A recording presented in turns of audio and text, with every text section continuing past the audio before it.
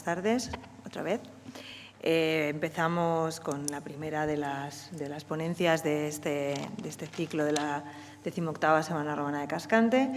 Y bueno, como ya lo ha dicho antes Javier, ya es casi como tradición, ¿no? Esto de que seas tú el que haga la conferencia pórtico, la conferencia inaugural para calentar motores para todo lo que va a pasar el fin de semana. Y este año, además, bueno, pues ya no es solo Javier, tenemos otro Javier con él, Javier Larecki. Bueno, Javier Andreu, no sé, la verdad es que ya no sé nunca ya cómo presentarte, porque es como, bueno, Javier Andreu es catedrático de Historia Antigua en la Universidad de Navarra y además es tutor de la Universidad del Centro Asociado de la UNED de Tudela, y podría estar un buen rato recitando su currículum, pero creo que, bueno, ya lo conocemos, ¿no? En Cascante, bueno, ya hace años que lo hicimos cascantino y seguimos manteniéndole el título. A Javier Larecki, igual sí que hay que presentarle un poco más, que este año se estrena, no en esta sala, porque has estado ahí muchas veces, pero sí en esta mesa. Bienvenido. Javier Larecki es graduado en Historia y en Periodismo y ahora ha empezado su doctorado hace un año, ¿no? Sobre los vascones, tema del que hoy nos van a hablar los dos, su director de tesis y él. Así que yo ya me callo y os cedo la palabra. Muchas gracias. Gracias, Marta. Bueno, pues muy buenas tardes a todos. La verdad es que, por muy tradicional que sea dictar esta conferencia prólogo pórtico de la Semana Romana, pues bueno, siempre es un encuentro bastante especial. Y creo que es especial, además, que este año, que como se ha dicho, la Semana Romana cumple su mayoría de edad con la 18ª edición, nos dediquemos a, en cierta medida, repensar la antigüedad, incluso analizar cómo hemos recibido esa antigüedad y preguntarnos qué elementos de esa antigüedad que nos hace sociedad en la actualidad hemos destacado o seleccionado frente a otros. Y hacerlo, además, en torno a un tema, como suele ser también tradicional en los últimos años en la Semana Romana, de carácter local. Tradicionalmente yo dictaba estas conferencias en solitario, pero bueno, uno se va haciendo mayor y tiene el placer de que esta charla, que ha sido conjuntada, pero que va a tener dos partes muy diferenciadas, la voy a compartir con mi discípulo y doctorando, que tiene actualmente una beca FPU del Ministerio de Ciencia e Innovación, Javier Larecki. Él me ha pedido que yo me pusiera la corbata para marcar que el catedrático soy yo y que él iba a venir sin corbata para marcar que todavía es el discípulo que se sienta ad dexteram, ¿no?, a la derecha, en este caso, del maestro. La verdad es que es un detalle que dice mucho de su identificación con las normas de la academia. Pero ya verán que la parte verdaderamente interesante de la charla va a ser la suya. Teniendo en cuenta eso, que nuestro objetivo es repensar cómo hemos construido nuestra propia imagen de los vascones, quiero empezar respondiendo a por qué hemos elegido hablar, además de las razones académicas que hay detrás, que pronto saldrán, por qué hemos decidido que esa conferencia prólogo analice el asunto vascónico. Bueno, pues son varias las razones. La primera, a mí siempre me gusta decir, y es una frase que repito y que seguramente he dicho aquí en alguna ocasión, que de los vascones es de lo único que de verdad sé un poco, con lo cual me siento especialmente seguro hablando de este tema. Bromas aparte, hay una segunda razón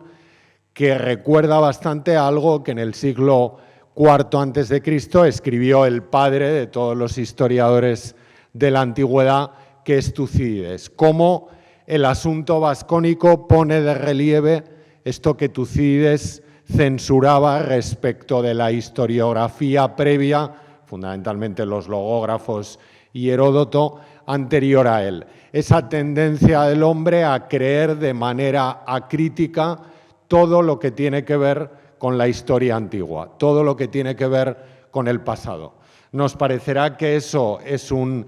aserto metodológico de esa arqueología de Tucídides, en la que explica cómo va a escribir su historia, pero esto es totalmente actual, tan actual como que el sábado en las alertas de mi teléfono móvil pues me salía un titular del diario El País relativo a la presentación de los resultados de la segunda campaña de excavaciones en el Oppidum de Irulegui, del que hablaremos lógicamente en esta charla con bastante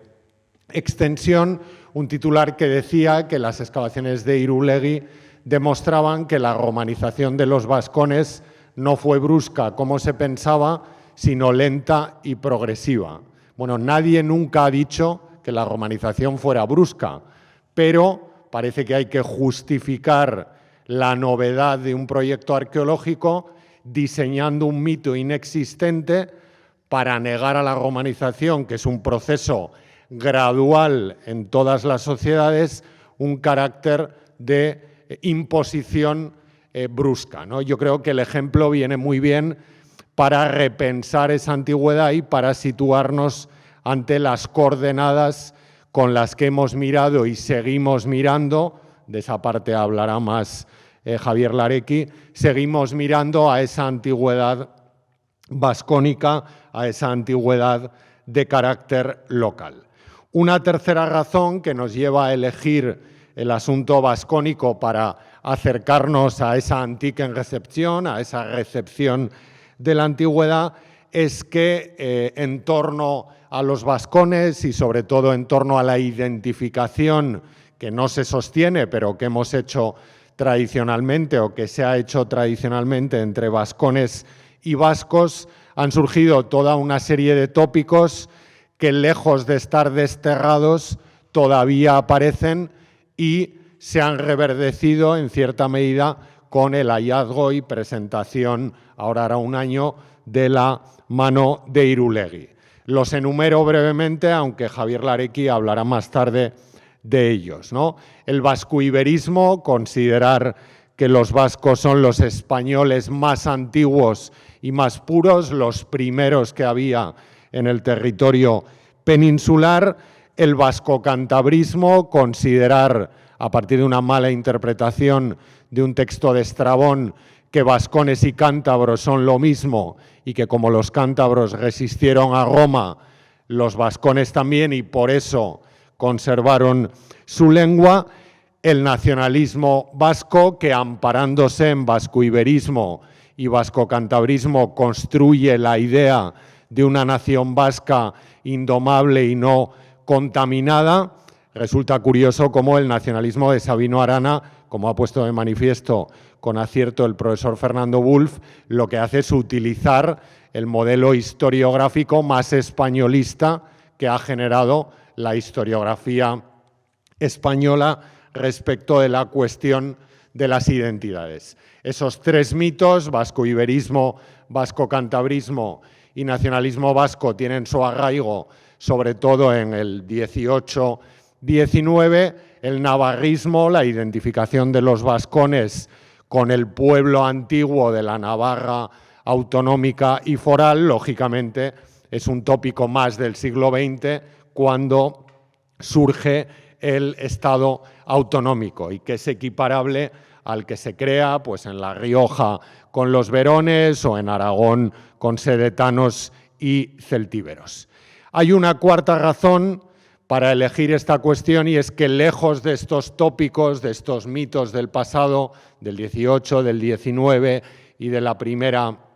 mitad y un poquito más del siglo XX, esa confusión sobre quiénes eran los vascones está muy instalada en la sociedad actual. Por eso, hace algunos meses, Javier Larecki le preguntó al ChatGPT,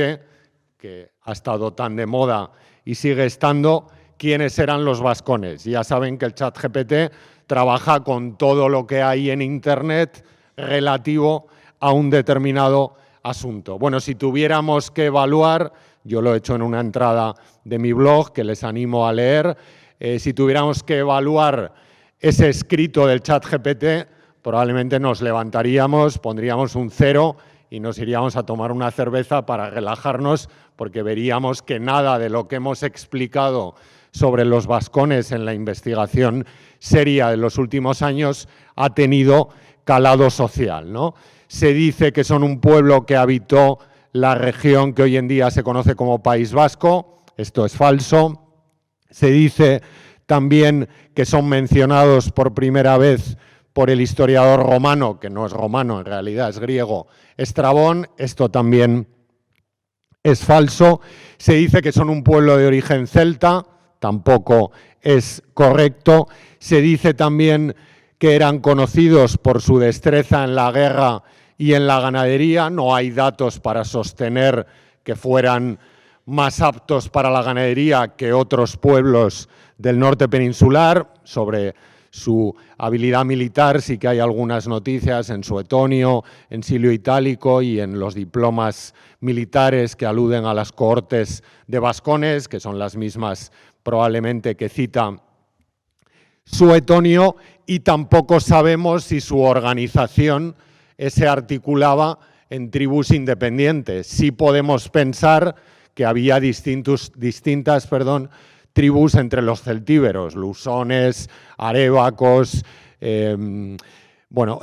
pero entre los vascones, que parecen una etnia única, no parece que podamos rastrear esa identificación tribal. ChatGPT sigue coronándose de gloria y diciendo que los vascones nunca fueron completamente romanizados, un mito que pensábamos superado desde las excavaciones, por ejemplo, en el puerto de Oyaso, en Irún. Y por último, se identifica a los vascones con la cultura vasca y con el País Vasco y con esa pervivencia de la cultura vasca. El ChatGPT, por tanto, peca de un esencialismo en el que parece que vascones y vascos y euskaldunes son lo mismo y que han estado en ese lugar donde ahora están mayoritariamente euskaldunes y vascos, sin tener en cuenta los procesos históricos que han podido llevar fuera de la antigüedad a esa realidad. Eso que dice el ChatGPT podría parecer inofensivo, pero lo cierto es que salta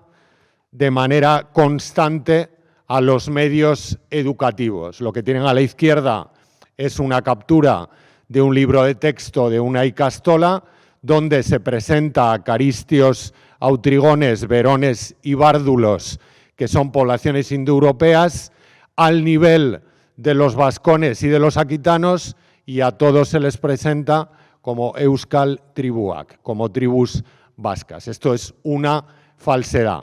Pero la Wikipedia, que todos estamos acostumbrados a mirar y que no pasa nada por consultarla como punto de partida para cualquier asunto, parece que cuando dibuja el poblamiento del País Vasco y de Navarra y el territorio más occidental de la provincia de Zaragoza, le da reparo marcar con un color diferente a los vascones, de los bárdulos y de los caristios o autrigones, cuando la onomástica y la toponimia marcan una línea divisoria muy clara entre una presencia vascónica en el territorio más occidental de Navarra y una presencia claramente céltica en el territorio de la actual Comunidad Autónoma Vasca. Esto en realidad no nos debe extrañar, nos debe sonrojar y como historiadores nos debe obligar a compartir la verdad y a difundirla, porque ha estado en la esencia misma de los fenómenos nacionalistas. Un extraordinario historiador e inspirador, Eric Hobsbawm, que fue profesor, entre otras universidades, en la Universidad de Stanford, escribió eso que ven en pantalla y que me voy a permitir leer porque me parece que es bastante sagaz para lo que vamos a tratar a continuación. Es probable que el hecho de que la historia esté ligada de modo inextricable a la política contemporánea no constituya hoy una dificultad grave, toda vez que los debates de los historiadores, al menos en los países donde hay libertad intelectual, luego hablaremos de esto, se desarrollan dentro de las reglas de la disciplina. Además, muchos de los debates de mayor carga ideológica entre historiadores profesionales se refieren a cuestiones de las que los no profesionales saben poco y les importa menos. El ejemplo clásico de una cultura de la identidad que está anclada en el pasado por medio de mitos disfrazados de historia es el nacionalismo, porque las naciones son entidades históricamente novedosas que pretenden existir desde hace mucho tiempo. Inevitablemente, la versión nacionalista de su historia, podríamos decir de nuestra historia, consiste en anacronismos, omisiones, descontextualizaciones y, en casos extremos, mentiras. En menor medida, esto ocurre en todas las formas de historia de la identidad, que es lo que está detrás de esta ponencia, sean antiguas o sean nuevas. Esto que dice Hobsbawm, que nos suena muy bien en general, lo cierto es que lo dice Hobsbawm y todos lo compartimos, pero cuando nos dedicamos a publicar cosas sobre vascones, se nos acusa de seguir una determinada línea editorial y de servir a un propósito político, que es el de arrinconar los vascones en las 5 villas de Aragón o el de separar a los vascones de los habitantes antiguos de la comunidad autónoma vasca. Pero lo cierto es que eso, que ya lo dijo el profesor Sayas, que trabajaba en la UNED, la profesora Perex, que trabajó en la UNED, y en los últimos años también yo mismo, que trabajé un tiempo en la UNED y ahora estoy en la Universidad de Navarra, parece que si lo dice la Universidad de Navarra sirve a una determinada línea editorial, como si la rectora de nuestra universidad nos dictara qué tuviéramos que decir sobre este asunto de los vascones, en el que siempre, como en tantas otras facetas de la vida universitaria en la Universidad de Navarra, nos hemos sentido, al menos yo, absolutamente libres. Esto es importante subrayarlo porque en la sociedad se percibe que según quién dice las cosas y dónde las dice, se le escucha más o se le escucha menos. Probablemente nadie espera que un libro editado por la Universidad del País Vasco el pasado año, Recepciones de la Antigüedad Vascona y Aquitana, coordinado por Antonio Duplá y por Jonathan Pérez Mostazo, y que presentamos el pasado jueves en la Universidad de Navarra, sostenga precisamente esto, que la recepción que se ha hecho del asunto vascónico por parte de los medios nacionalistas está totalmente mediatizada por intereses políticos. ¿Por qué? Porque se considera que la UPV va a jugar a favor del nacionalismo vasco y que la Universidad de Navarra va a jugar en contra del nacionalismo vasco. Fíjense, por tanto, cómo quien dice lo que dice contagia también nuestro discurso histórico. Ese nacionalismo, como denunciaba Hobsbawm, ha rechazado, por tanto, el conocimiento histórico, ha dado la espalda a todo lo que se ha publicado con metodología histórica respecto de los antiguos vascones y ha contrarrestado ese conocimiento potenciando, creando o alimentando sus propios mitos, que curiosamente ha ambientado en contextos históricos para los que no tenemos demasiadas fuentes escritas. Si han visto, por ejemplo, o han leído el cómic o han visto la película Irati, que cinematográficamente no voy a valorar porque no soy crítico de cine, pero que bueno, pues puede ser un buen ejercicio para reflexionar sobre la recepción de la antigüedad, pues bueno, ahí se mezclan cuestiones de la prehistoria vasca con cuestiones de la antigüedad tardía de los territorios vasco-navarros, que recuerdan un poco a la célebre novela, ¿no?, de Navarro Villoslada, que también fue llevada al cómic y que se ambienta en ese periodo en el que, como no hay demasiadas fuentes, es más fácil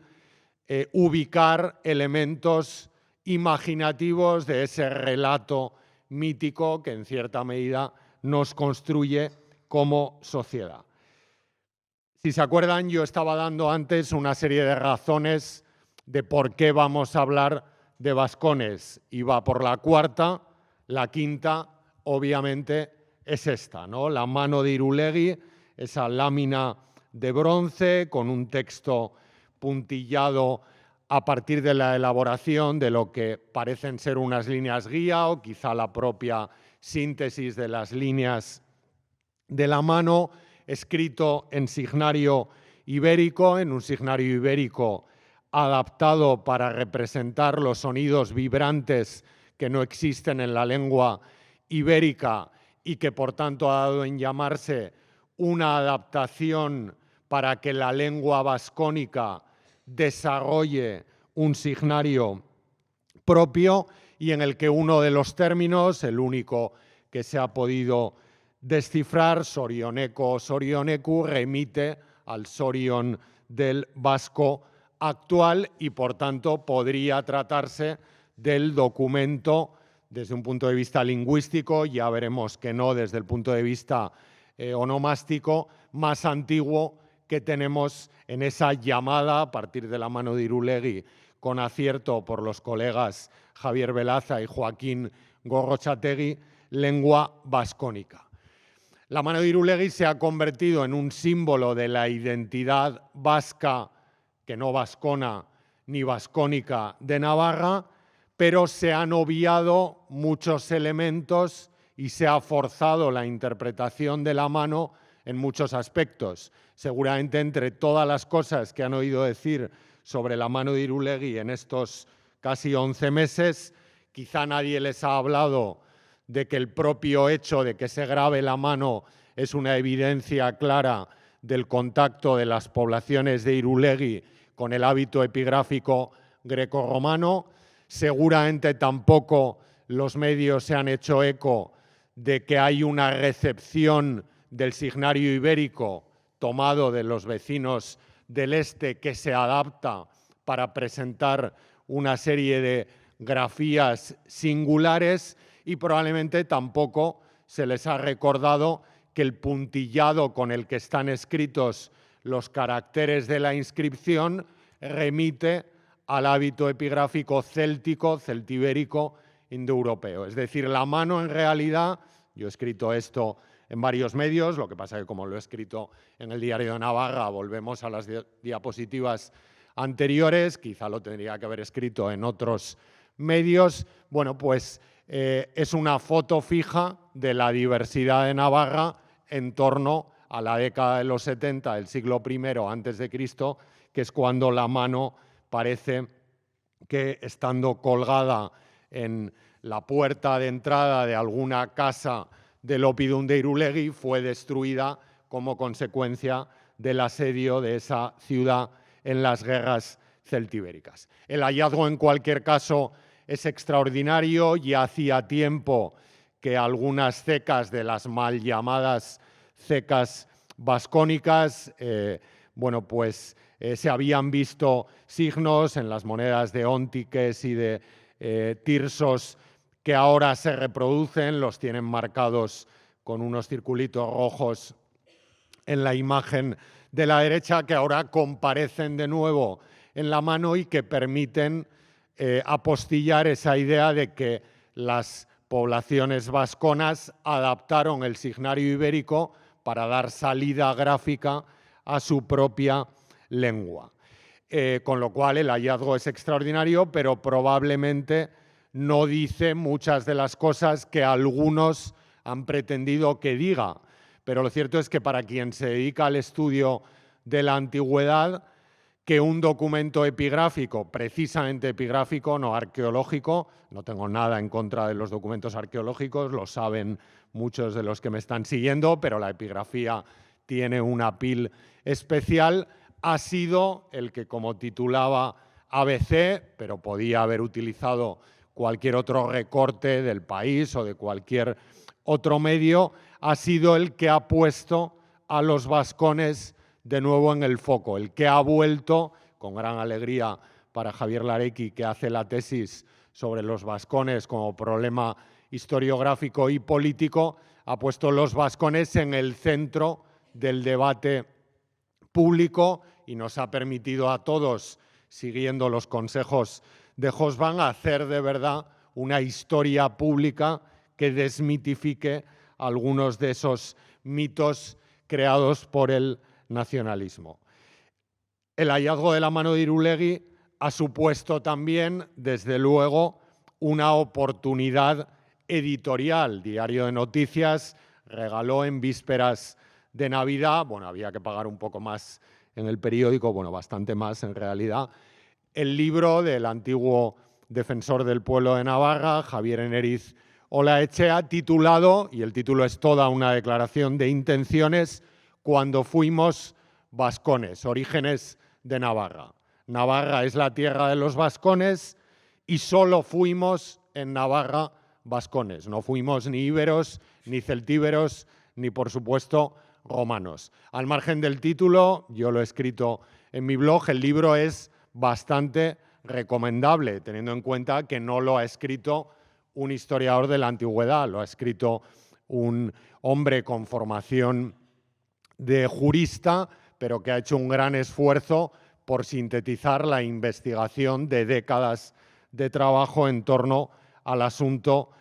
vascónico. La aparición de la mano de Irulegui ha motivado también una reactivación, perdonen la propaganda, de mi blog, Oppida Imperi Romani, donde ya van 6 entregas tituladas Sorioneku, Sorioneku 2, Sorioneku 3, Sorioneku 4, y el fin de semana subí la última, que es Sorioneku 6, y está en preparación Sorioneku 7, donde bueno, pues he ido recogiendo todo el debate que se ha generado mediático, porque todavía no hay una publicación académica, aunque la esperamos con bastante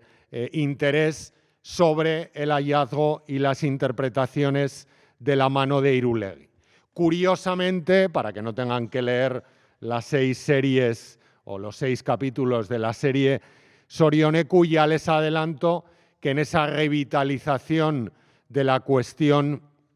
vascónica se han dejado fuera conclusiones que parecían extraordinariamente bien asentadas en la investigación, tanto por el impacto que habían tenido, como por las citas que habían recibido, como por la auctoritas de quienes las había pronunciado. Prácticamente nadie ha hecho mención a esta afirmación del profesor Fernando Wulff, que seguía en cierta medida una intuición ya apuntada por el profesor vecino de aquí, de un pueblo próximo a Cascante, de Buñuel, Juan José Sayas, que afirmaba que probablemente la categoría vascones había sido una categoría artificial creada por los romanos para, como afirmó también el catedrático de Historia Antigua de la Universidad de Zaragoza, Francisco Pina, para definir a un grupo cultural donde había individuos que hablaban eso que ahora llamamos con acierto la lengua vascónica, pero donde había también poblaciones ibéricas, poblaciones indoeuropeas, adscribibles a las distintas tribus en las que el mundo de las fuentes antiguas descompone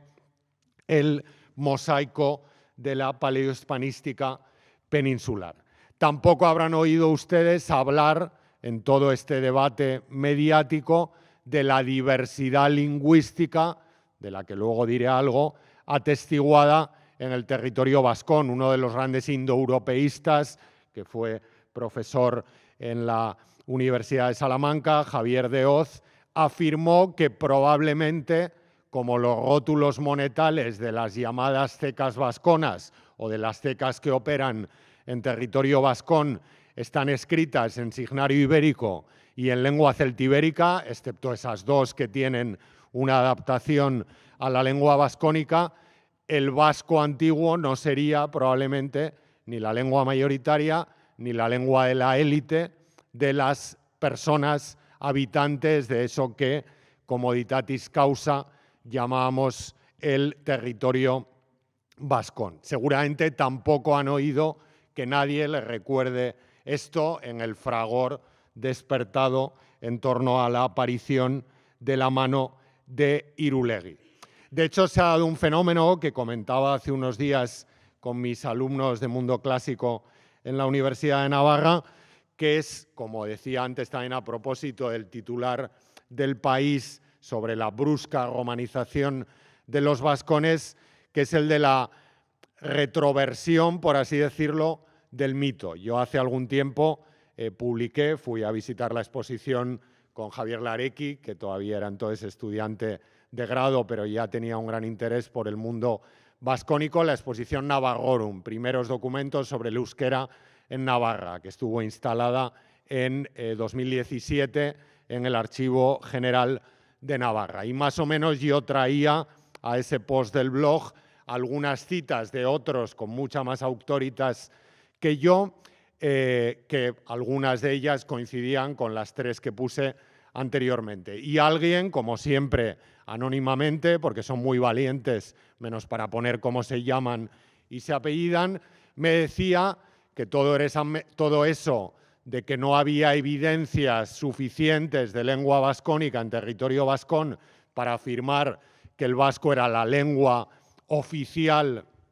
de los vascones, era una mentira, porque sencillamente los vascones no sintieron necesidad de escribir su lengua y eso explicaba la ausencia de testimonios en lengua vascónica. Lógicamente yo a esto respondía que los historiadores hacemos ciencia, no ciencia ficción, y por tanto, si no hay evidencias,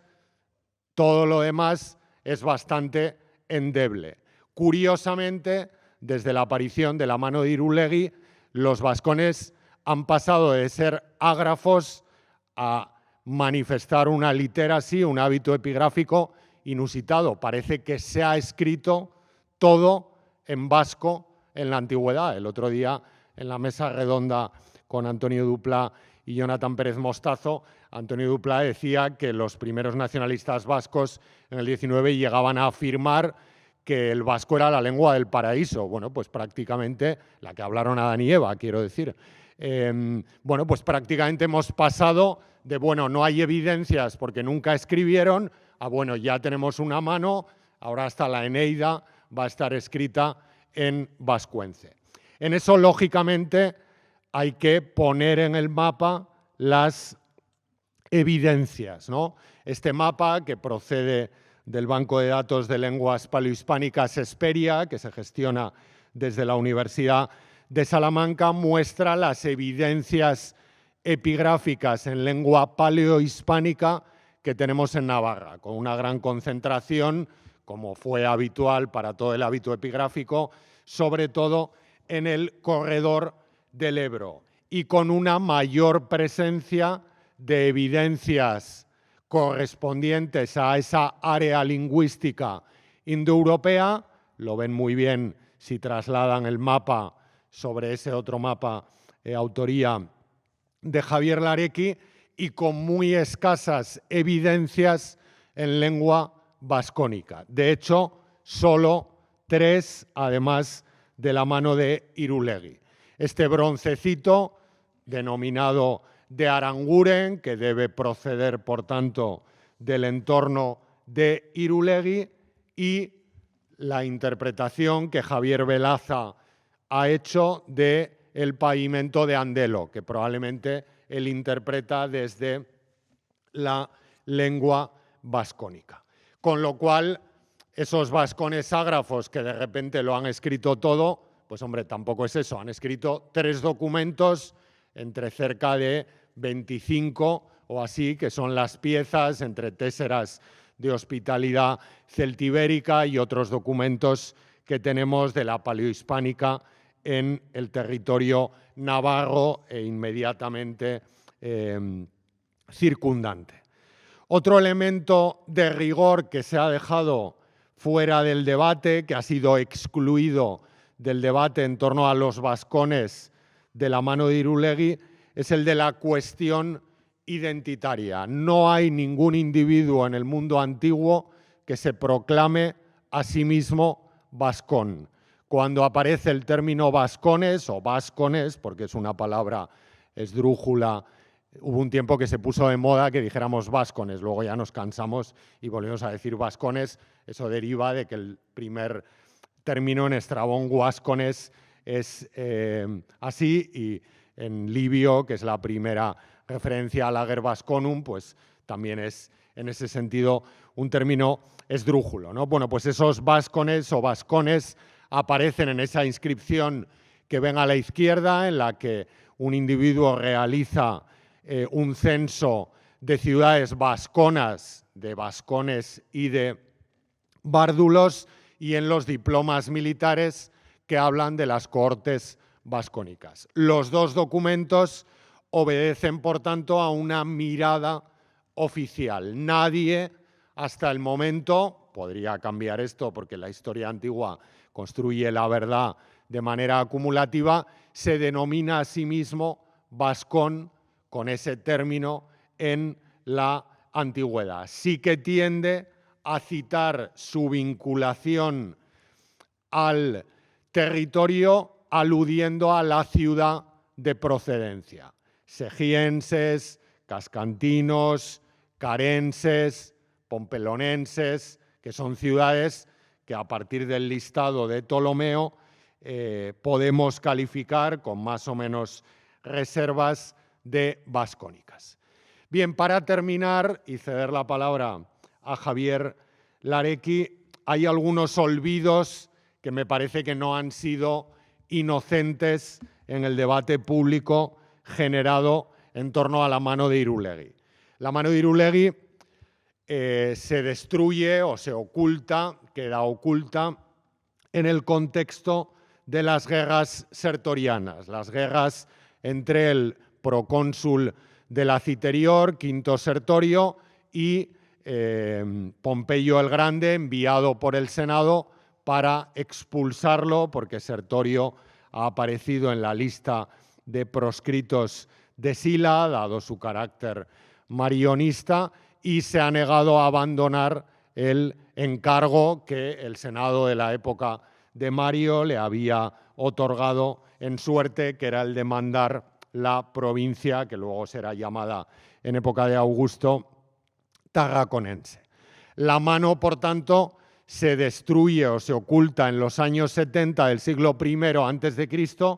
que es el momento, año 77, en el que hay que fechar la primera alusión que los textos antiguos hacen a los vascones. Y es esa noticia de un fragmento de la historia, un resumen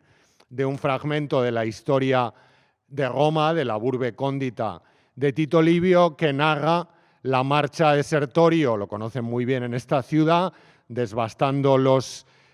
campos de los bursaonenses, cascantinos y gracurritanos, y cruzando el Vasconum Ager, el campo de los vascones, e implantando, tras cruzar ese Vasconum Ager, un campamento en una ciudad de aliados, que es Calagurris Násica, ya in confinio Veronum, en el límite con los verones. Con lo cual, con seguridad, había vascones en el año 77-76 a.C.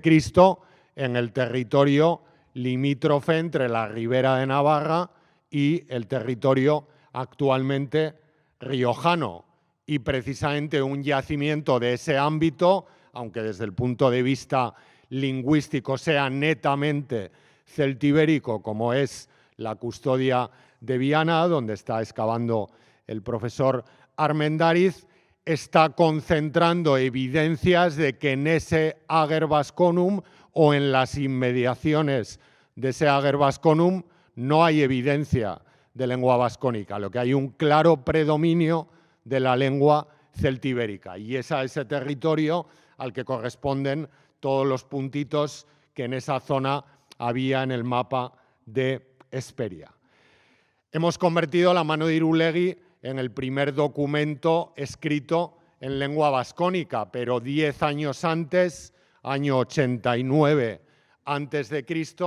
ya había nombres de jinetes vascónicos sirviendo al ejército de Roma en el Velum Sociale, en la guerra de los aliados. Jinetes vascónicos como algunos, no todos, de los jinetes reclutados en Segia, en Egea de los Caballeros, a los que el padre de Estrabón dio la ciudadanía romana. Estos señores probablemente, salvo que hubieran conocido a alguna itálica, me refiero a alguna mujer de Italia, que es otro caso también identitario muy discutido, el de la Italia de los textos y de las regiones augusteas, ¿no? Volverían a Segia, volverían a sus comunidades de origen ya como ciudadanos romanos. Estamos hablando de 10 años antes del episodio que destruye Irulegui. Esto quiere decir que cuando se oculta la mano de Irulegui, la romanización en territorio vascón no es laxa ni compleja, como se ha dicho estos días, es absolutamente total, entre otras cosas, porque si no, los habitantes de Irulegui no hubieran tomado partido, no sabemos por quién, aunque el equipo de Aranzadi tiene unas intuiciones que son respetables, pero que no se pueden refrendar, bien por el bando pompeyano, bien por el bando sertoriano. Sí parece que no eran sertorianos los pobres habitantes de la Custodia, porque Sertorio, como está demostrando el profesor Armendariz, los masacró, o la milicia de Sertorio los masacró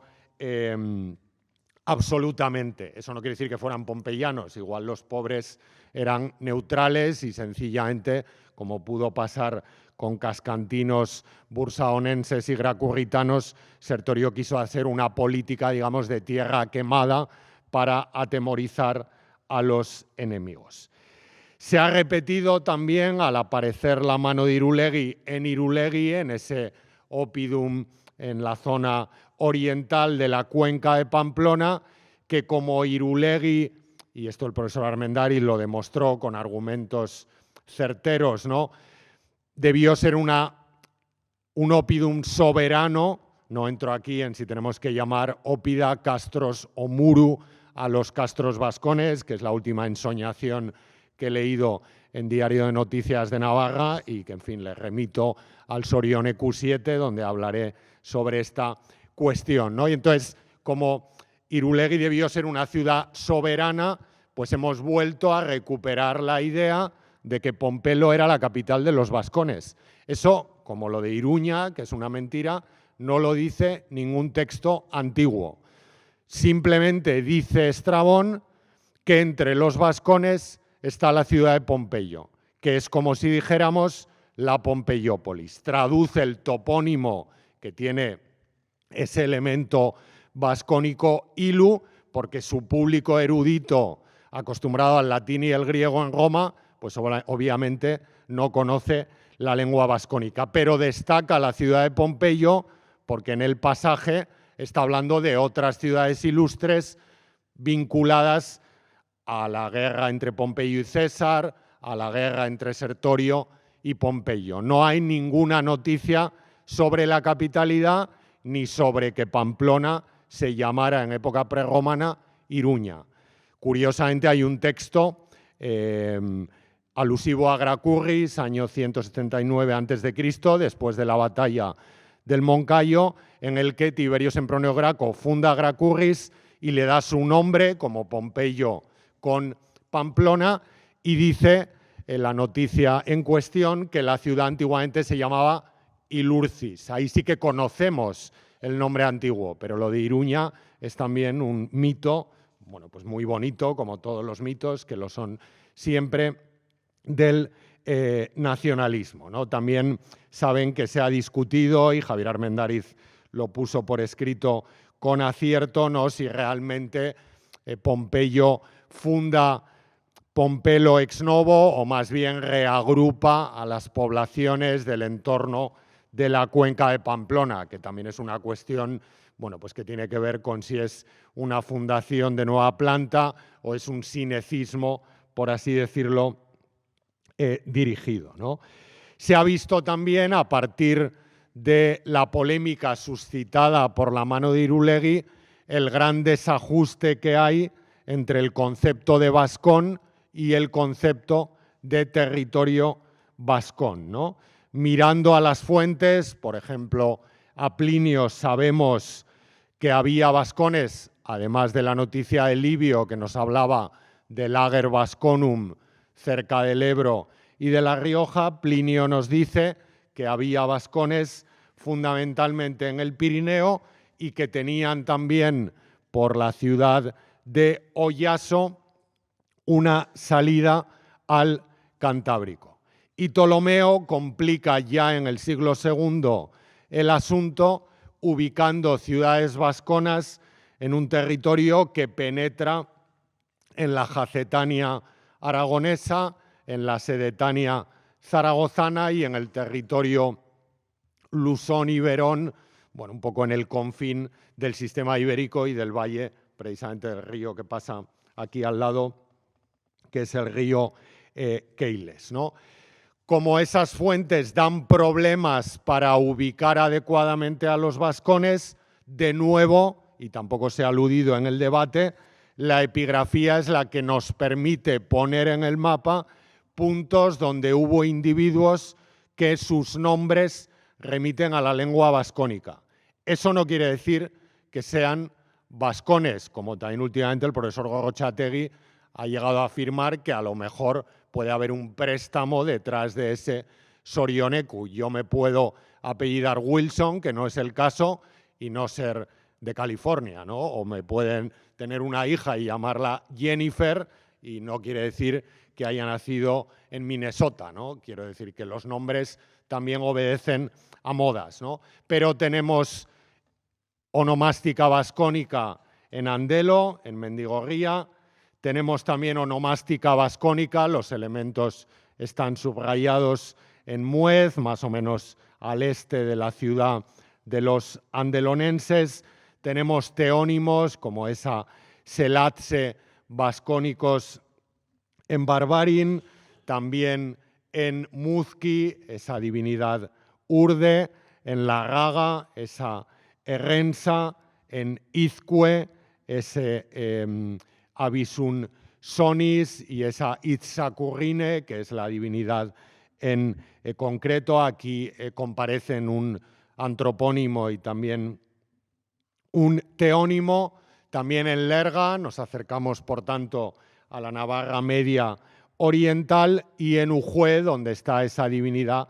la Cubegui, y tenemos también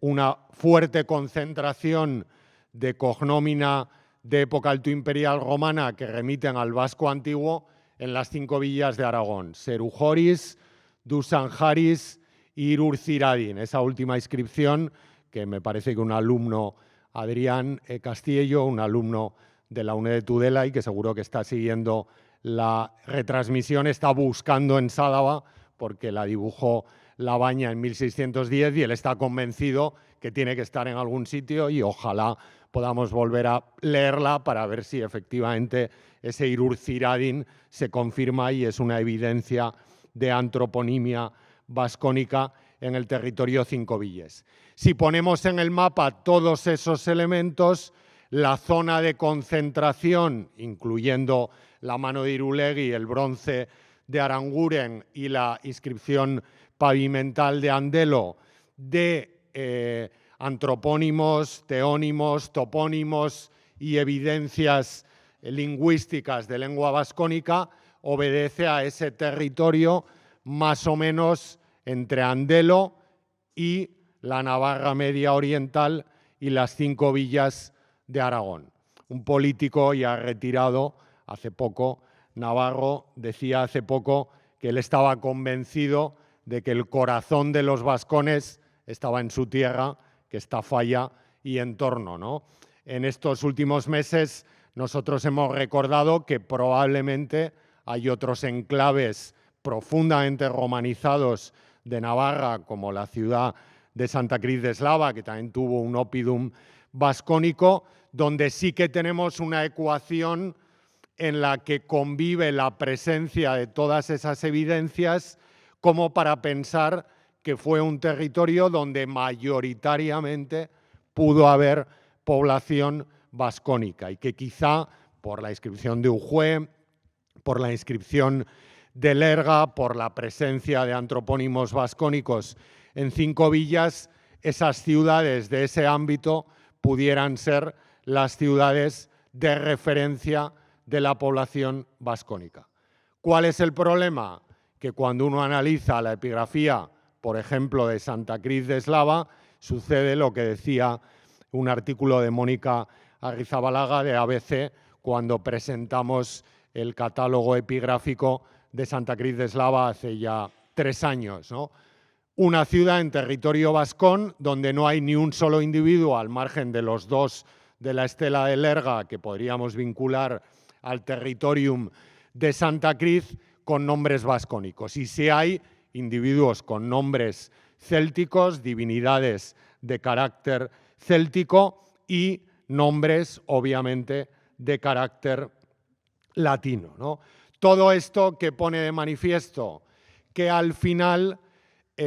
quizá esas afirmaciones de Fernando Wulf, de Francisco Pina, la propia estratigrafía de la mano de Irulegui, todos esos elementos lingüísticos y de hábito epigráfico que comparecen en la mano de Irulegui, autorizan a pensar que si algo definió a los vascones en el mundo antiguo fue, y es quizá eso lo que llamó la atención de las fuentes antiguas, el estar en el centro, como dijo el profesor Fatás, de un trifinium cultural, de un espacio donde convergen los dominios lingüísticos y étnicos ibéricos, los dominios lingüísticos célticos indoeuropeos y obviamente los dominios lingüísticos vascónicos o vasco-aquitanos. Esto es solo una parte de lo que la aparición de la mano de Irulegui ha mostrado a la sociedad navarra y por el calado que ha tenido la noticia del hallazgo, en general a la academia y al mundo científico y a la sociedad. Javier Larecki, que ha seguido mucho más de cerca que yo el debate, va a continuar la charla abordando algunas cuestiones en torno al mito de los vascones y a la recepción de estos a propósito de la mano de Irulegui y de otros episodios de la historia de Navarra. Bueno, muchas gracias, Javier. Bueno, en primer lugar quiero agradecer a la organización de la Semana Romana de Cascante, a la Asociación Vicus, al Ayuntamiento de Cascante, a la UNED de Tudela, a la Fundación Caja Navarra y personalmente a Marta Gómara, a Santiago Rueda y bueno, también al alcalde, al Ayuntamiento de Cascante, haberme invitado a participar en esta Semana Romana. Como decía Marta al principio, llevo unos cuantos años viniendo como estudiante, seguiré viniendo muchos años más y para mí es un honor compartir además mesa hablando sobre este tema con quien, al menos en las 2 últimas décadas, ha trabajado más el asunto de los vascones antiguos desde el punto de vista de las fuentes históricas, como es Javier Andreu. Entonces, en esta segunda parte de la conferencia vamos a hablar concretamente sobre los mitos y la recepción de los vascones antiguos, que es cierto que el profesor Andreu ya ha entrado en algunos de ellos. Es una recepción que va a alcanzar la literatura, los discursos políticos y también la historiografía. Pero antes me gustaría abrir el foco y tener en cuenta que, evidentemente, esta utilización del pasado no se da únicamente en el caso de la historia antigua de Navarra o de la antigüedad vasca, sino que es algo que ocurre, desde luego, en toda Europa y no ocurre, evidentemente, únicamente en el caso de los vascones, porque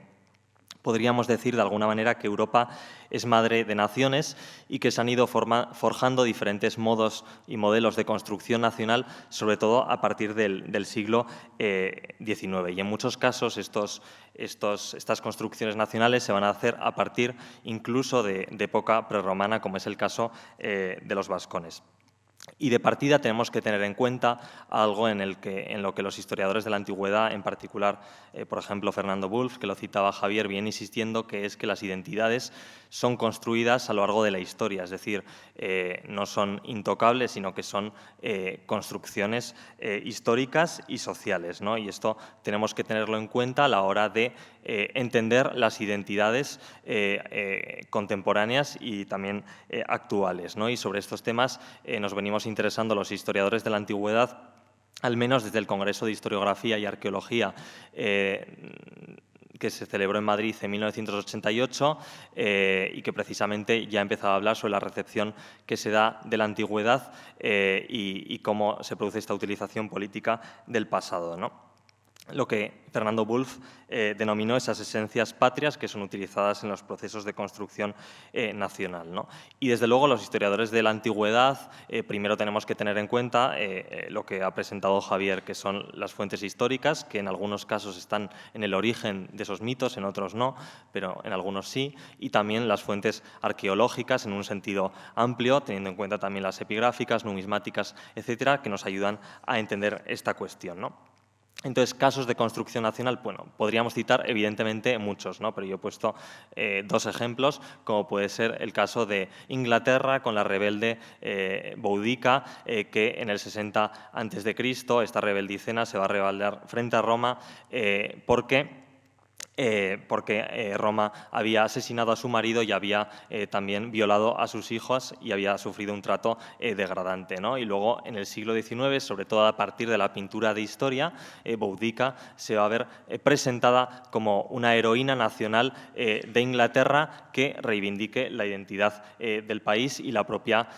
autonomía nacional, ¿no? Y bueno, la historia de Boudica no es que sea inventada, ¿no? Sino que es evidentemente narrada por historiadores como Tácito o como Dion Casio, ¿no? Y luego se produce esta utilización. En el caso de Francia tenemos esa tendencia a remontarse a hechos muy remotos, como puede ser, por ejemplo, la resistencia gala a Julio César, y ahí tenemos a la famosa figura de Vercingetorix, que de alguna manera, por ejemplo, en este cuadro va a ser, es cierto, presentado en ese momento de la rendición, pero que también es presentado en una posición de altura, es decir, muy elevado y mostrando una sensación casi incluso de superioridad frente a los romanos, ¿no? Y esto también tiene que ver con esos procesos de construcción nacional e incluso un rebelde galo que está a su derecha lleva un torque, que era un cuello, era un adorno que se llevaba en el cuello y que solo estaba reservado para los dioses y para las élites, ¿no? Y por tanto pues se da esa utilización, ¿no? Incluso tenemos en el caso de Rusia esa referencia a la tercera Roma, que tiene que ver con esta utilización también del pasado con el fin de engrandecer un proyecto nacional y que de hecho sigue ocurriendo hoy en día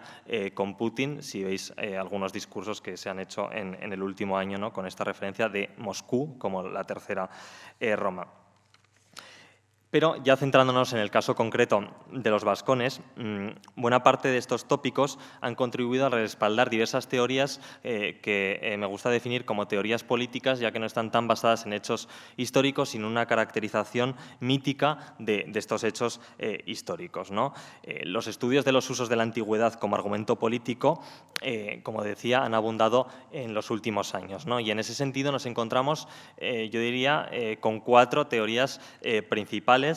muy conocidas y que a 3 de ellas hacía referencia Javier, que son el tubalismo, el vasco-iberismo, el vasco-cantabrismo y también el monoteísmo primitivo, que en realidad es una derivación del vasco-cantabrismo. Algunos de estos mitos se reflejaban, por ejemplo, en el fraude arqueológico de Iruña-Velella en 2006, cuando se presentaron cerámicas con representaciones, por ejemplo, del Calvario, con el fin, precisamente, y también de vocablos en euskera, aunque no es el caso que muestro en la imagen, con el fin, en el caso del Calvario y de ese RIP latino, con el fin de, precisamente, señalar que ese monoteísmo primitivo y esa cristianización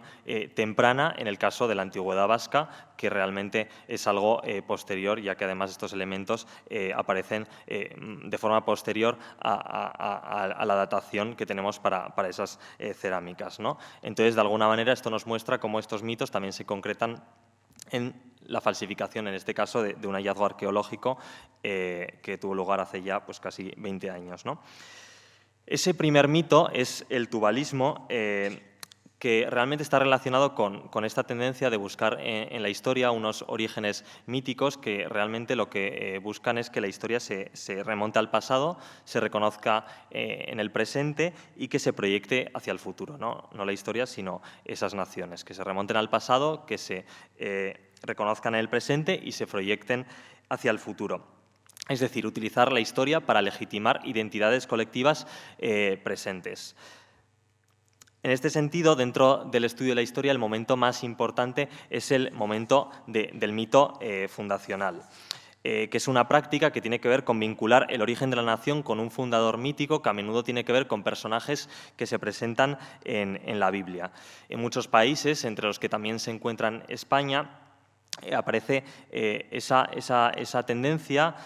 a plantear que Noé repartió el mundo entre sus hijos y fueron atribuyendo la fundación de diferentes países, sobre todo europeos, pero también orientales, a cada uno de estos hijos de Noé y después a los nietos de Noé. De acuerdo con el Génesis, tras el diluvio universal solo quedaron Noé y sus 3 hijos, que eran Sem, Cam y Jafet, que son los que, bueno, en esta representación de James Tissot, los que veis en la imagen. Y fueron estos y su descendencia los que dieron origen al resto de pueblos. En el caso de la península ibérica sería Túbal, uno de los hijos de Jafet, es decir, nieto de Noé, el que habría dado origen a todos los pobladores de la península ibérica. Y realmente, si queremos entender dónde parte este mito, realmente también tenemos que ir a las fuentes antiguas y concretamente a Flavio Josefo, que era un autor judeo-romano que en sus antigüedades judaicas, en el siglo I después de Cristo, ya dice cómo Túbal fundó a los teobelos, que actualmente reciben el nombre de los íberos. Pero ¿qué pasa? Que realmente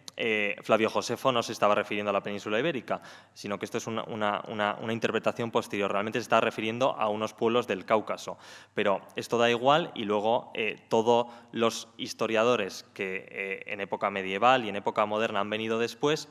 o muchos de ellos al menos, han partido de esta referencia para hablar de que el origen de Iberia o de los íberos está en Túbal, ¿no?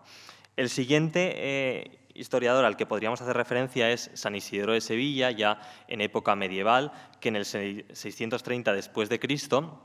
en sus etimologías dice que Túbal era el antecesor de los hispanos. Y además fue este autor el primero que de forma sistemática establece una relación entre estos mitos de origen bíblico que os mencionaba y cada uno de los diferentes pueblos de Europa, ¿no? Y además vinculando a Túbal con los godos. Tenemos que también situarnos en el contexto de cómo esa monarquía goda está en la península ibérica y San Isidoro de Sevilla tiene esa intención de relacionar a los godos con los íberos y al mismo tiempo con ello con Túbal y por tanto con ese origen muy antiguo y muy remoto también de los godos, ¿no? Entonces, al final, todo en su contexto tiene, de alguna manera, su justificación que podríamos llamar política, ¿no? Entonces, según el mito del tubalismo, los vascones antiguos serían los descendientes directos del hijo de Túbal. Este patriarca habría sido el primero en llegar a la península ibérica y por donde habría llegado habría sido por las tierras actuales del País Vasco, por el Cantábrico. Entonces, los primeros pobladores se situarían ahí. Y por tanto, de Túbal descenderían los vascones, cuyos sucesores se extendieron al resto de la península ibérica. Entonces, ahí estaría en los vascones ese origen primigenio de luego lo que puebla el resto de la península ibérica.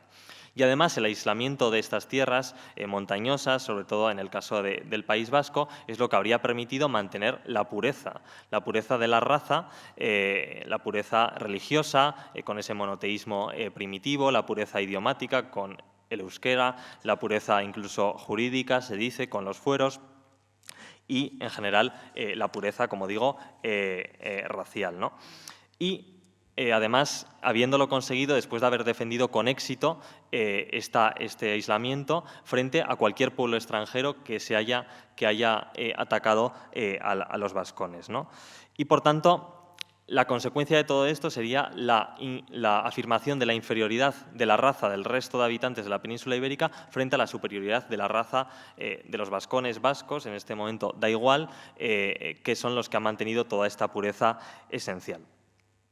El relato completo de la llegada de Túbal a la península ibérica nos llega a partir de un historiador navarro, que es Rodrigo Jiménez de Rada, que va a hacer todo ese relato de la llegada de Túbal, ¿no? Bueno, también podríamos citar en este contexto, sobre todo en los inicios de la Edad Moderna, al guipuzcoano Esteban de Garibay, al que luego volveré, y también al propio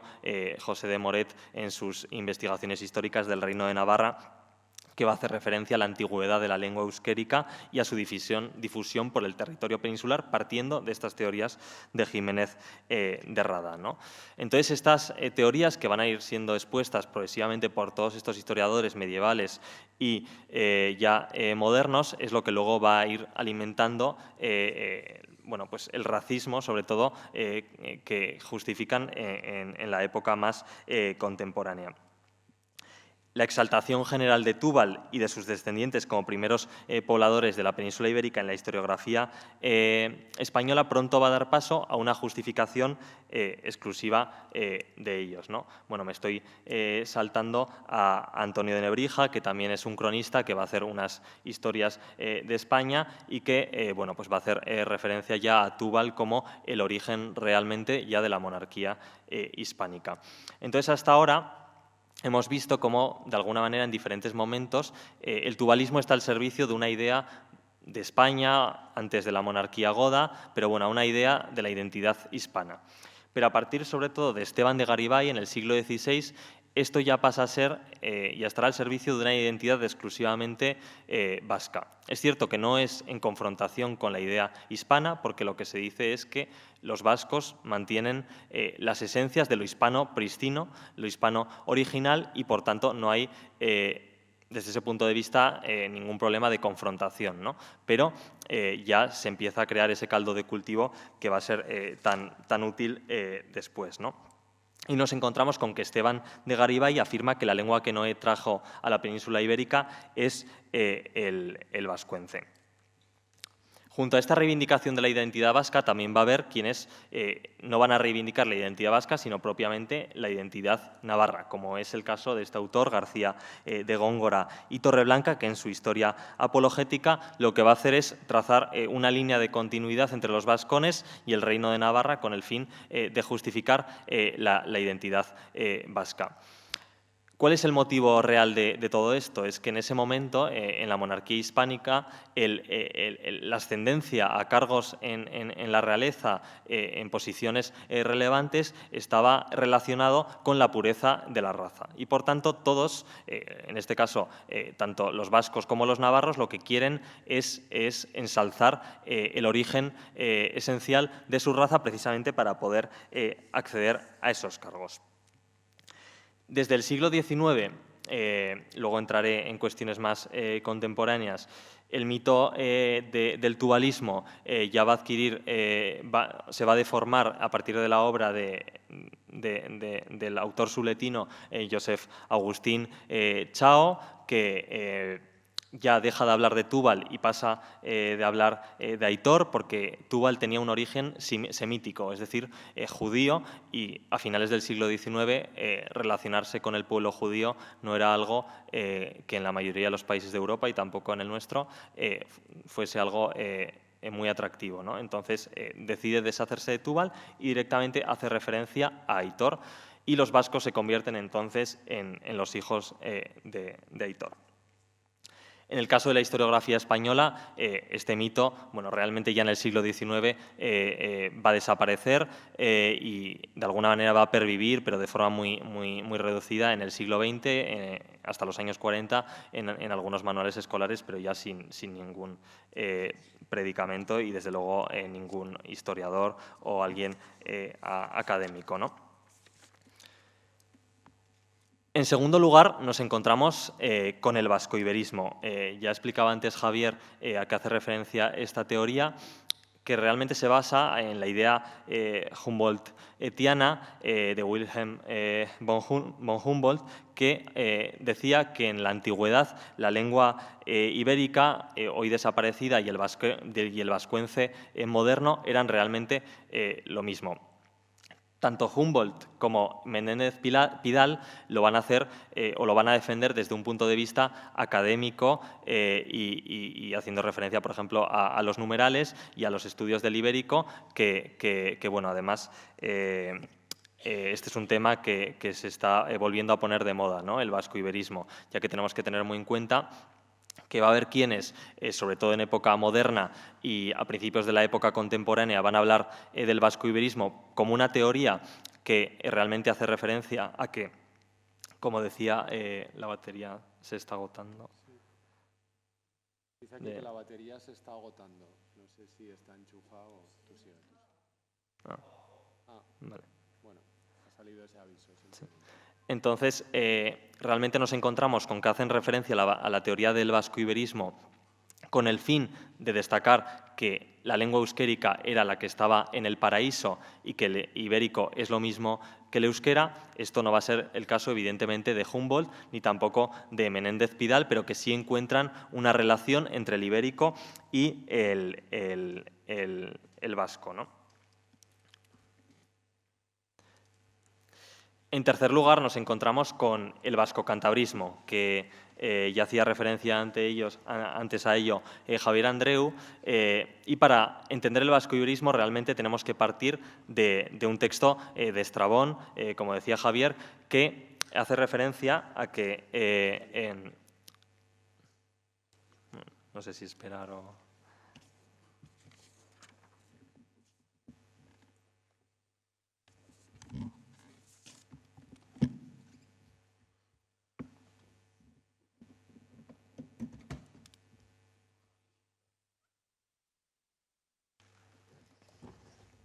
Bueno, pues este texto de Estrabón que está en la imagen es un texto por el que describe los pueblos del norte y cita a los galaicos, a los astures y a los cántabros hasta llegar a los vascones. Entonces, el debate historiográfico está relacionado con una palabra, que es hasta. Si le damos un valor inclusivo o exclusivo, es decir, si en esta descripción de los pueblos del norte Estrabón está incluyendo a los vascones o realmente los está excluyendo. Entonces es, de nuevo, Juan José Sayas el que explica que esto realmente tendría un carácter exclusivo y justifica que Estrabón, por ejemplo, no haga referencia a los bárdulos, a los caristios y a utrigones, diciendo que tampoco cita en el resto de su descripción etnográfica de la península ibérica, que no cita a otras etnias que podríamos decir más pequeñas o no tan relevantes desde el punto de vista histórico. En el caso de estar Sayas en lo cierto, es decir, que esta palabra hasta es exclusiva, lo que vendría a significar es que ese carácter excesivamente guerrero e inquieto que Estrabón ofrece para los pueblos del norte no se refiere a los vascones. Pero el vasco-cantabrismo utiliza este texto de Estrabón para relacionar a los cántabros con los vascones y decir que los vascones también se habían opuesto a Roma y que incluso no son romanizados, ¿no? Bueno, ahí tenemos muchísimos ejemplos, pero puede resultar bastante elocuente, por ejemplo, el trabajo de Rafael Ortiz de Zárate, que se titula «Jamás los romanos conquistaron completamente a los vascos y nunca estos belicosos formaron parte interesante de los imperios de los césares». Para entender la negación de este mito del vasco-cantabrismo no tenemos que acudir hoy a la actualidad, sino que realmente ya en el propio siglo XVII Arnaud Ollenart ya lo va a desmentir y niega esa identificación de los vascos con los cántabros vascones. También en el siglo XIX, en el contexto de las guerras carlistas, en todo el continente europeo, los vascos, como referentes del carlismo y de ese romanticismo, van a ser presentados como esos opositores al Imperio Romano que están batallando y defendiendo las características originales, religiosas y esenciales. En ese sentido, ya en el siglo XIX nos encontramos a algunos autores, como por ejemplo Juan Antonio de Iza Zamacola, que lo que va a decir es que si por ejemplo en Madrid se pone de moda las antigüedades griegas y romanas, eso no quiere decir que los romanos han estado ahí, como tampoco quiere decir en el caso del actual País Vasco lo mismo, y va a negar con ese vasco-cantabrismo todavía en el siglo XIX la romanización de las tierras vascas. Va a ser el mismo caso, por ejemplo, de este otro autor, Francisco Rodríguez García, que va a hacer una crónica de diferentes provincias vascas y también de Navarra, y va a negar esa conquista de Roma de los territorios vascos, ¿no? Bueno, ahí tenéis algunas referencias, que por ejemplo Vizcaya se rige libre e independiente bajo el supremo protectorado de Roma, e incluso va a establecer una relación entre el Lauburu y el Imperio romano, que no se sostiene. Y ya en el siglo XX tenemos incluso a Claudio Sánchez Albornoz, que todavía desde un punto de vista histórico tiene trabajos muy interesantes, que hablaba de Baskonia o la España sin romanizar como la abuela de la España actual, la abuela que guarda todavía recuerdos de nuestro más remoto ayer, de un ayer muchas veces milenario cuyas raíces se hunden en la primigenia tierra de España. Esto no es algo que diga en un discurso o en un libro de literatura, sino que es en manuales de historia que escribe Sánchez Albornoz y que habla así del País Vasco actual como un lugar totalmente sin romanizar, ¿no?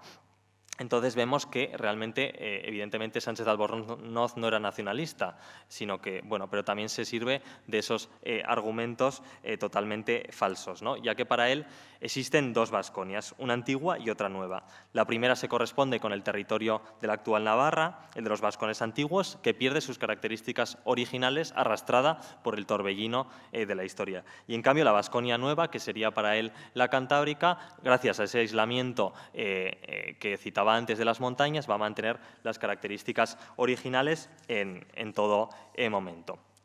Nos encontramos, por tanto, de nuevo con Sánchez Albornoz con las vascongadas como las tierras que conservan las esencias de la Hispania auténtica original, ¿no?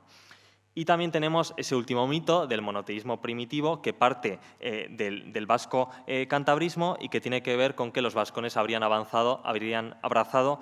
un dios único y por tanto habrían rechazado, por ejemplo, el politeísmo de los romanos. Y habrían hecho, igual que los judíos, mantenido su fidelidad al dios de Abraham, ¿no? Y en este sentido tenemos, por ejemplo,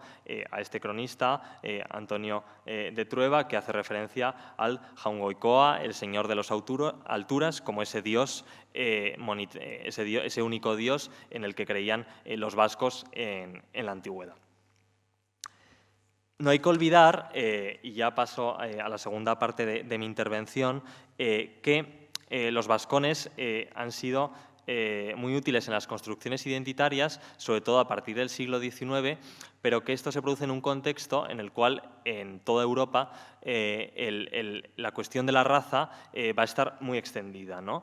Sobre todo a partir del ensayo en 1853 del conde de Gobineau sobre la desigualdad de las razas humanas, en las que ya dice que hay unas razas superiores y otras razas inferiores con una profunda filosofía evidentemente racista, ¿no? No hablemos después de la cranometría, esta moda de medir los cráneos para saber qué seres humanos son superiores o inferiores.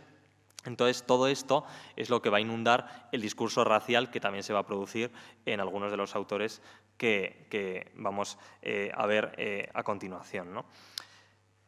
No tanto este, pero sí alguno de los de más adelante. Entonces, por ejemplo, los vascones sirven en esa construcción de la identidad navarra que se va a producir en el siglo XIX, además en un momento en el que Navarra, como sabéis, deja de ser reino y, por tanto, hay una gran necesidad de justificar la autenticidad y la originalidad también de la identidad navarra, ¿no? Entonces, este es el caso de Pascual Madoz, que va a decir que los vascones y los navarros son los que mantienen la ralea primitiva, la raza primitiva, que además no se ha visto adulterada. Es decir, de nuevo el mito del vasco-cantabrismo no ha sido nunca ocupado por ningún otro pueblo extranjero, al contrario que otras zonas, ¿no? Y desde el punto de vista ya más con un profundo carácter identitario, tenemos a dos navarros como Arturo Campión y Navarro Villoslada. Ambos van a contribuir a difundir de forma decisiva ese mito de Aitor al que antes hacía referencia con la obra de Josef Agustín Chao, ¿no? En el caso de Francisco Navarro Villoslada, también lo citaba antes Javier, con esa obra de Amaya o los vascos en el siglo VIII, pero que es cierto que aquí está hablando de los vascones ya medievales, ¿no? Los vascones pues, de la batalla de Roncesvalles y toda esa época, pero que realmente tampoco se presenta como algo diferente de los vascones antiguos, sino que hereda el carácter belicoso que ya habían presentado en época antigua y lo heredan en la época medieval, ¿no? Y ya hace referencia a Aitor y algún otro mito vasco, ¿no?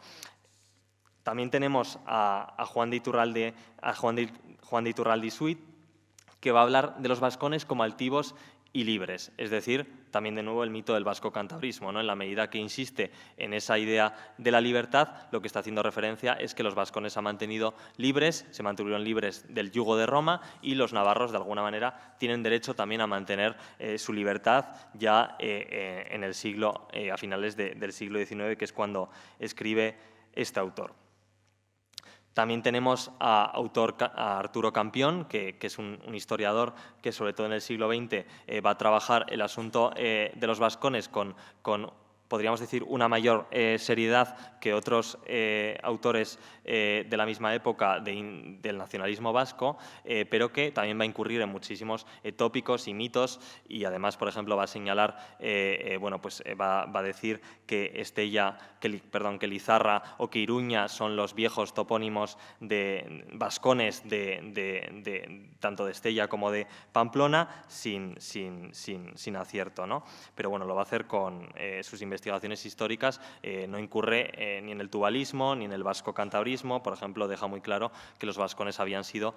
romanizados, ¿no? Al contrario que otras personas de su época.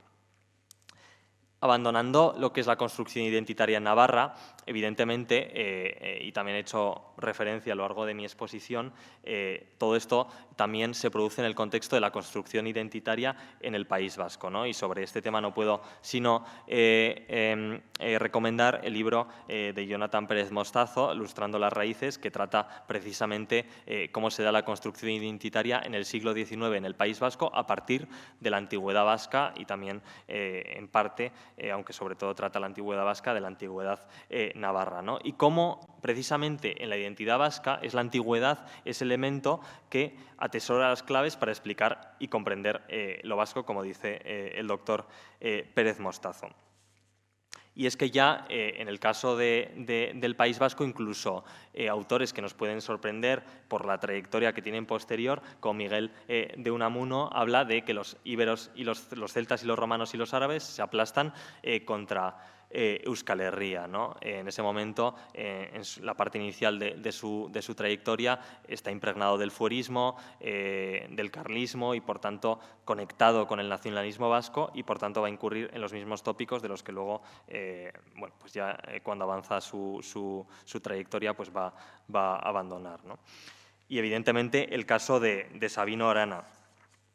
que, bueno, por todos conocido, el fundador del Partido Nacionalista Vasco y el ideólogo principal de esta corriente política, y que va a ver en la antigüedad el elemento fundamental para justificar la raza vasca. Y él va a incurrir en todos los tópicos a los que hemos hecho referencia y, desde luego, en el vasco-cantabrismo y en esa insistencia en que los vascos, no habían sido nunca romanizados, pero tampoco conquistados por los árabes, tampoco antes conquistados por los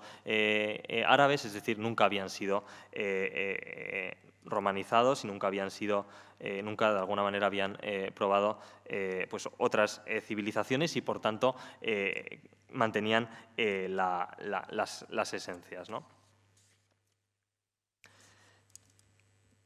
Y ya terminando con esta parte, bueno, pues justamente, también lo mencionaba Javier, el pasado jueves hablábamos en uno de los seminarios del Diploma de Arqueología de la Universidad de Navarra con el profesor Antonio Uplay y con Jonathan Pérez Mostazo, al que acabo de citar, sobre algunas de estas figuras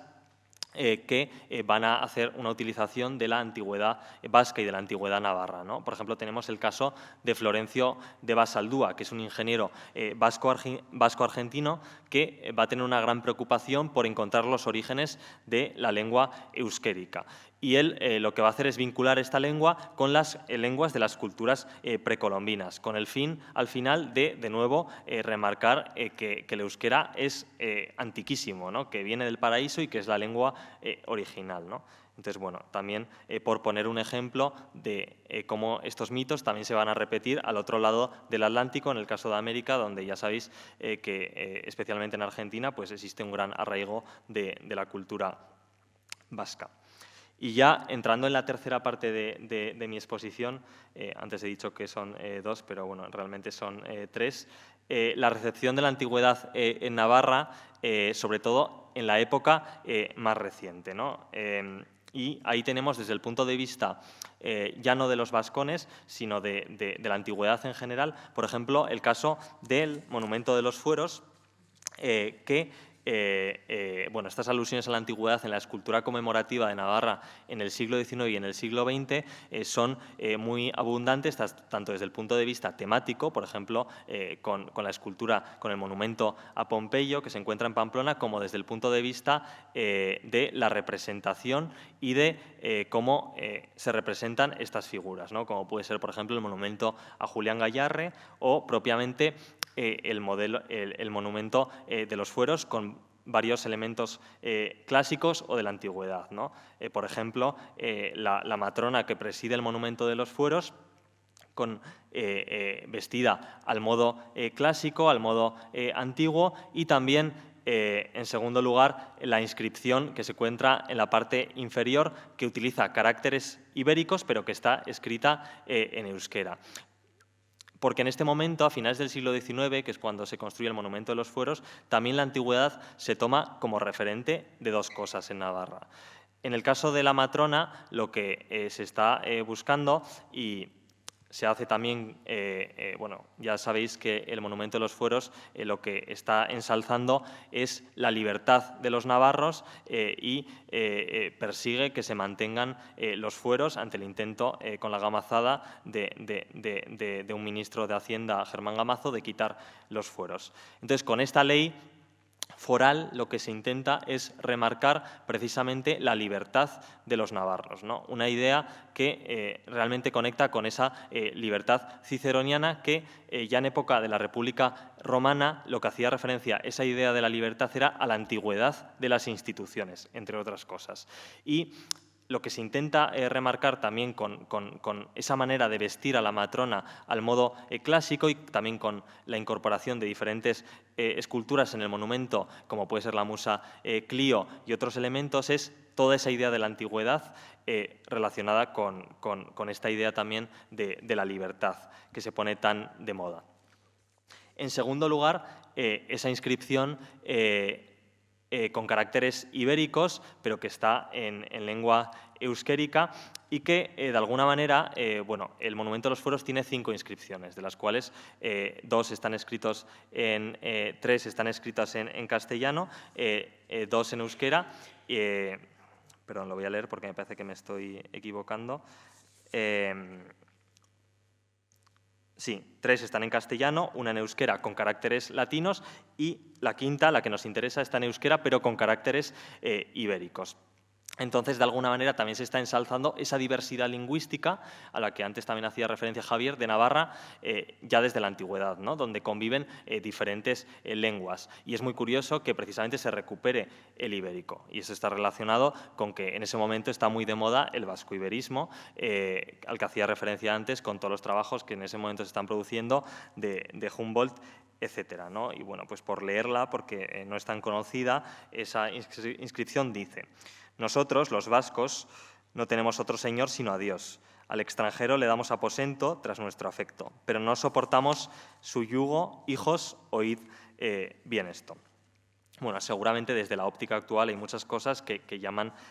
la atención, pero bueno, no me voy a detener en ello. Y bueno, también desde el punto de vista ya no solo temático, sino de la representación, ¿no? Como puede ser, por ejemplo, con el monumento a Julián Gayarre en el Parque de la Taconera en Pamplona, pero tenemos otras cuantas esculturas, como por ejemplo también el ya retirado monumento a José Sanjurjo, que estaba en la Avenida de las Navas de Tolosa, en Pamplona, con esa incorporación de elementos clásicos.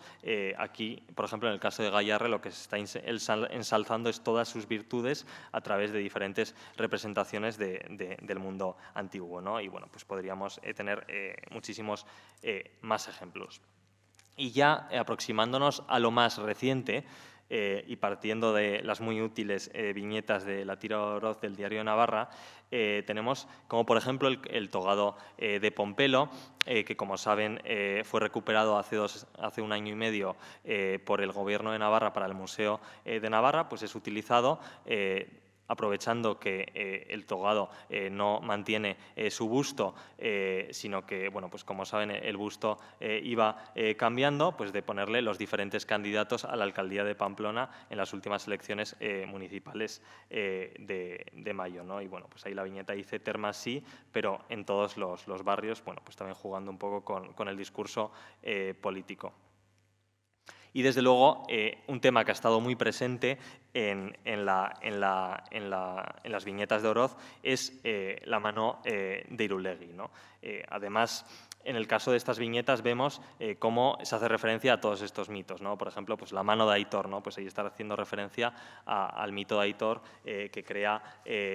Chao, ¿no? También cómo se vincula la mano de Irulegui con elementos de la cultura vasca actual, como puede ser la boina, ¿no? Y también en esa segunda, la inferior, en esa segunda viñeta, puede ser muy interesante mencionar cómo ese y sí, esta viñeta se publica en el contexto de la final de 2-1 de la Copa del Rey, hace referencia al carácter apotropaico de la mano de Irulegui. Apotropaico quiere decir pues que concedía suerte o fortuna y en una primera traducción que se hizo de la mano de Irulegui, el sorioneku se relacionó con el sorioneco del euskera actual, que quiere decir de buena suerte, afortunado. Bueno, en cualquier caso, aunque probablemente cuando se presentó la mano de Irulegui hace casi un año se hizo referencia a este sorioneco y luego en diciembre esto bueno, pues ya explicó el profesor Gorrotxategi que desde su punto de vista, y también lo ha dicho Javier Velaza, este sorioneku de la mano de Irulegui, que el profesor Gorrotxategi también lee como sorioneco, no está relacionado, o probablemente no está relacionado con el sorioneco del euskera actual. Por tanto, esa traducción de buena suerte o afortunado, de momento hay que desecharla, ¿no? Esto tuve la suerte de escucharlo precisamente este pasado viernes, que estuve en un curso de la mano de Irulegui con Velaza y Gorrotxategi y Matina y estarán en el propio valle de Aranguren. Entonces, bueno, como la mano de Irulegui, la antigüedad, los vascones están muy presentes en algo tan propio de los navarros como es las viñetas de la Tira de Oroz, ¿no? Bueno, aquí de nuevo se relaciona con ese carácter apotropaico al hablar de la lotería, etcétera. Y luego también me llamaba mucho la atención cómo la mano de Irulegui estaba presente en las pancartas de las peñas de los Sanfermines, ¿no? Creo que está presente en 6 peñas, en 6 pancartas de las peñas, ¿no? Porque de alguna manera lo que se ha convertido la mano de Irulegui, yo diría que es en un objeto talismán de la identidad vasca, navarra, vasco-navarra, como cada uno le quiera llamar, pero debemos no olvidar que ningún objeto arqueológico puede servir para trazar una línea de continuidad perfecta e impoluta entre los primeros pobladores de nuestro territorio y entre nosotros. Pero en este caso sí nos demuestra que juega un papel fundamental en la configuración de nuestra identidad colectiva, ¿no? Me parece que el caso de la mano de Irulegui es especialmente elocuente de hasta dónde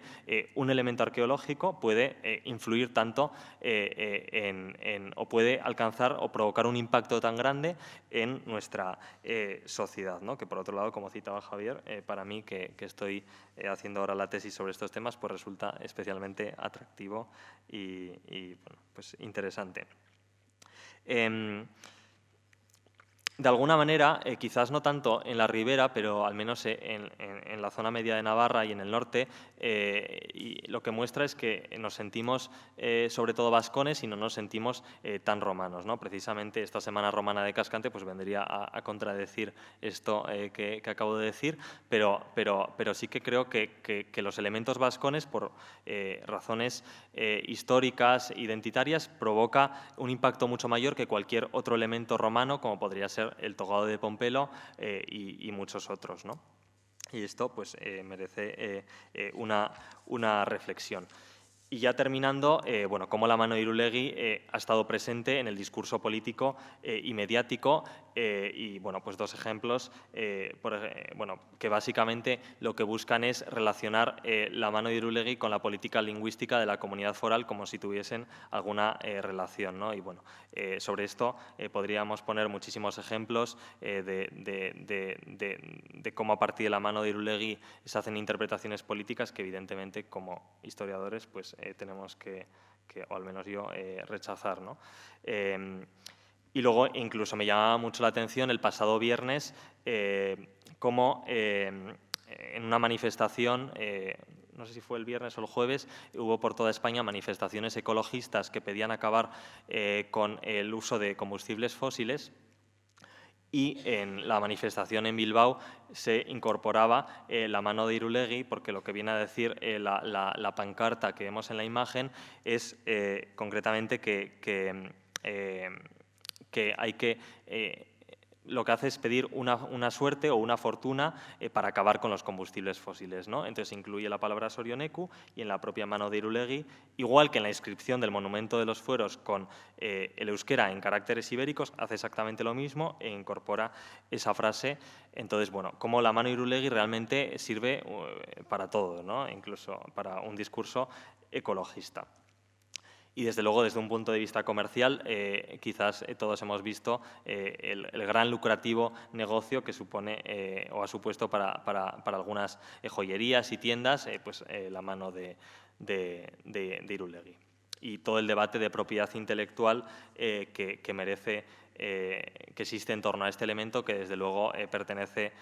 a todos y no pertenece a nadie ni tampoco a una institución en concreto, sino a todos los navarros y en general a todos los españoles. Y termino con una cita de José Álvarez Junco, que desde luego es un historiador de referencia para todos nosotros y su libro Dioses útiles lo es, y que reafirma la utilidad de los historiadores precisamente para combatir bueno, pues, discursos que lo que intentan es trazar una línea de continuidad entre los antiguos y nosotros, sino que al final, como decía el profesor Dupla el otro día en los seminarios de arqueología, lo que es la historia es mezcla y todos somos resultado de esa mezcla, ¿no? Y bueno, como dice Álvarez Junco, ya que los historiadores y los científicos sociales no tenemos la fuerza suficiente como para desactivar el potencial destructivo del nacionalismo, en esta presentación hemos visto que son muchos y de diferentes índoles los que utilizan la antigüedad para sus